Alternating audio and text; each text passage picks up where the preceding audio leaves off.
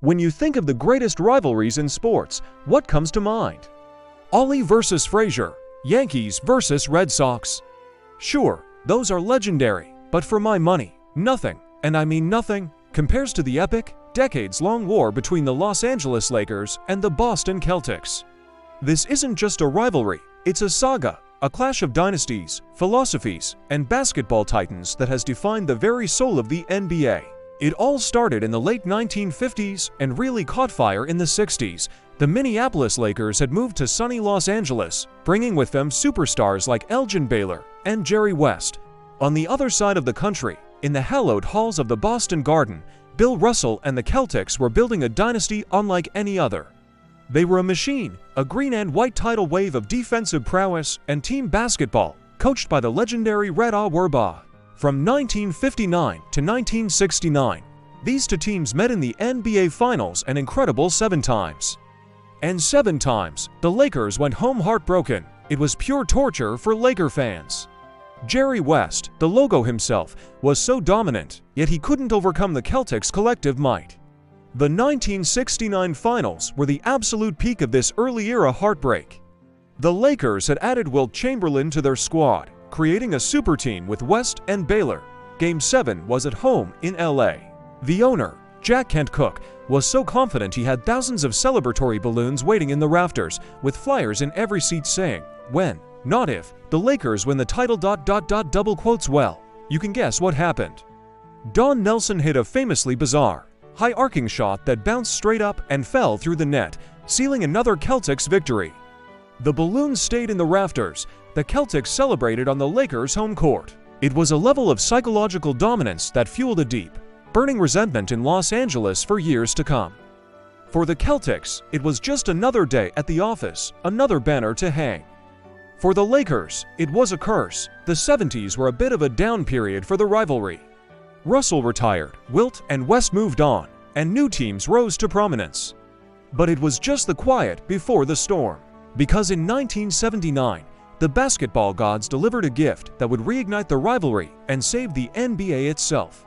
A college kid from Indiana named Larry Bird was drafted by the Celtics, and a charismatic point guard from Michigan, Earvin Magic Johnson, was drafted by the Lakers. Their rivalry had already begun in the 1979 NCAA championship game, the most watched college game in history. Now, they were bringing that same magic, that same black and white, country versus city dynamic to the NBA's to most storied franchises. It was perfect. Bird was the gritty, no-nonsense, trash-talking genius from French Lick. Magic was the flashy, smiling, no-look passing leader of Showtime in Hollywood. They were polar opposites, and they were both utterly brilliant. The 1980s became the decade of Magic versus Larry, Lakers versus Celtics. They met in the finals 3 times in 4 years, starting in 1984. That series was a war. The Boston Garden was a sauna, a pressure cooker of noise and heat. Kevin McHale's infamous clothesline on Kurt Rambis became the defining image of the series' brutality. The Celtics took the title in a grueling 7 games, and it felt like the 60s all over again. The ghosts of the Boston Garden had claimed another Laker soul. But Magic and the Lakers weren't the teams of the past. They came back with a vengeance. In 1985, they finally did it. They exorcised the demons. In Game 6, on the Boston Garden's legendary parquet floor, the Lakers closed out the series and became the first and only visiting team to ever win a championship on Boston's home court. Kareem Abdul-Jabbar, at 38 years old, was named Finals MVP. It was a monumental moment, the ultimate payback for all those years of heartbreak. The rubber match came in 1987. This was Showtime at its absolute peak. The series is best remembered for Magic Johnson's Jr. skyhook in the final seconds of Game 4 in Boston. It was a shot that silenced the Garden and ripped the heart out of the Celtics. The Lakers went on to win the championship, solidifying their status as the team of the 80s. Magic had finally gotten the better of his great rival, Larry Bird, on the biggest stage. After the 80s, the rivalry went dormant again. Bird's back gave out, Magic's career was cut short, and new dynasties like Michael Jordan's Bulls took over the league. For nearly 2 decades, the Lakers and Celtics were like 2 old heavyweights, retired to their corners, just looking at their trophy cases. But true rivalries never die, they just hibernate. In 2008, it was back on. The Celtics had assembled a new Big Three with Paul Pierce, Kevin Garnett, and Ray Allen. The Lakers were led by the heir to Jordan's throne, Kobe Bryant. They met in the finals, and it was a throwback to the old days. The Celtics' suffocating defense, led by Garnett's intense passion, overwhelmed the Lakers. In the series-clinching Game 6, Boston blew out LA by 39 points. Garnett's primal scream of "anything is possible" became an iconic moment, and the Celtics hung their 17th banner, putting them one ahead of the Lakers once again. For Kobe, a student of the game who revered Laker history, this loss was personal. He was obsessed with getting revenge. And in 2010, he got his chance. The two teams met again in a brutal, defense-first finals showdown. It was the complete opposite of the high-flying Showtime era. It was a rock fight.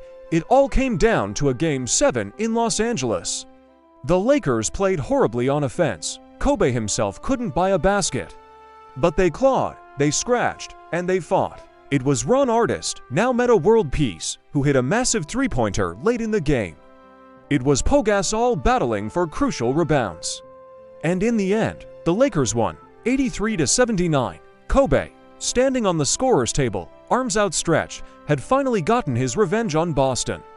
He famously said this one was the sweetest because it came against the Celtics. With that win, the Lakers secured their 16th championship, pulling just one behind Boston's 17.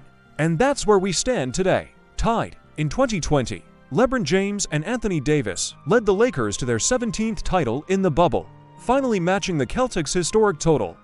Now, the race is on, the race to 18. The Celtics came close recently, but the Lakers are always reloading. This rivalry is about more than just basketball. It's about history, pride, and the eternal struggle for greatness. From Russell and West, to Bird and Magic, to Pierce and Kobe, this rivalry has been passed down through generations. It's the standard by which all other sports rivalries are measured. And you can bet, the next chapter is just waiting to be written. Thanks for watching, everyone. Which era of the rivalry is your favorite? Let me know down in the comments.